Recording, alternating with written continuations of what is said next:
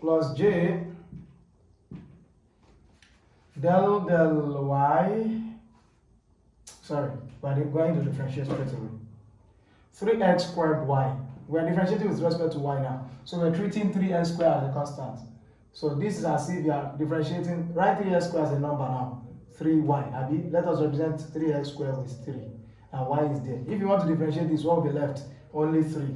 Y is left out. Abi, you've differentiated with respect to x, to y. Now let us do the same thing here.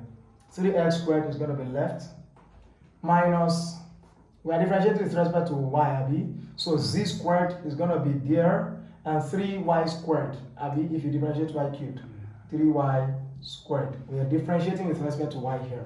Now let us differentiate with respect to z here.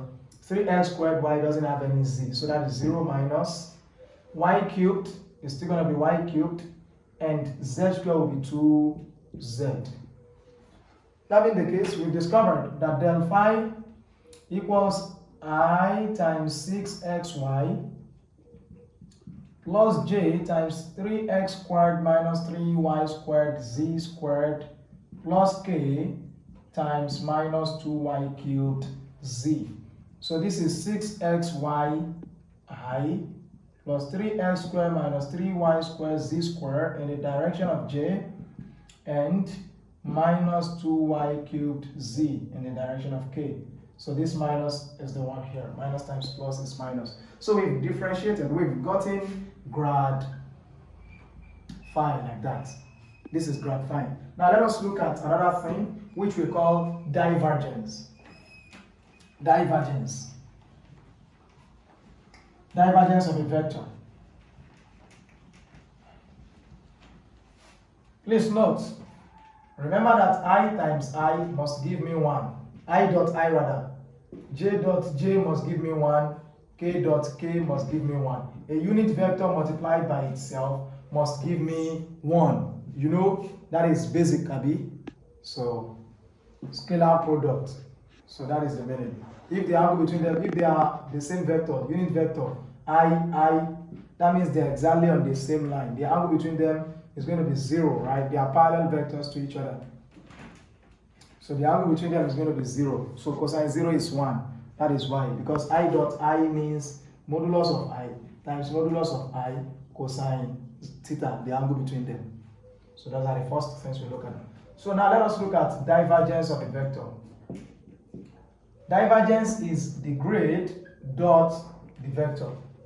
Divergence. There is another one too called curl. We'll treat it as well this morning. Curl is cross product. Divergence is dot product of grad and vector. This is product, not just grad phi. This is grad dot phi, dot product. It is called divergence. And the cross product, grad cross phi, or vector product, is called curl. They have their physical meanings. So, this is my divergence. Remember that this could be a function of x, y, and z. And remember what my grad is. Grad is I del x plus j del y plus k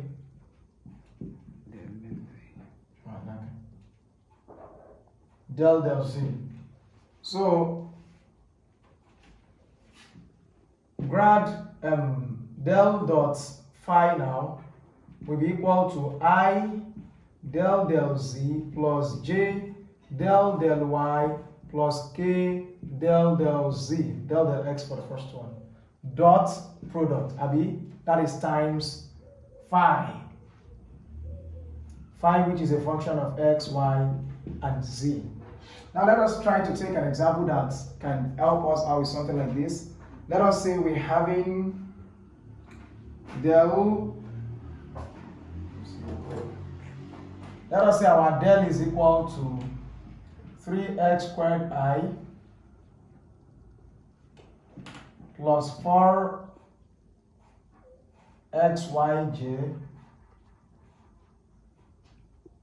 I'm coming. Let me better look for an example on that. Okay, this one says, let us use A. It says this is a vector A. It is equal to 2xzi plus yzj minus xy squared k. They said obtain the divergence. Obtain the divergence of this. So to get the divergence, this is our A. We say grad dot A. Del dot A, that is I del x del y, m del x plus j del y plus k del z, all multiplied by what is A? 2xzi plus yzj minus xy squared k. Now remember, this is having I, this is having I, this is having j, this is having j, this is having k, this is having k. What did we say when we were talking about dot product?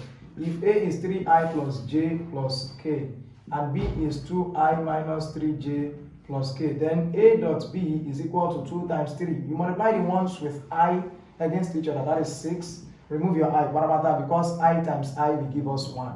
That is what I just mentioned earlier. Then 1 is here. 1 times minus 3, that's minus 3.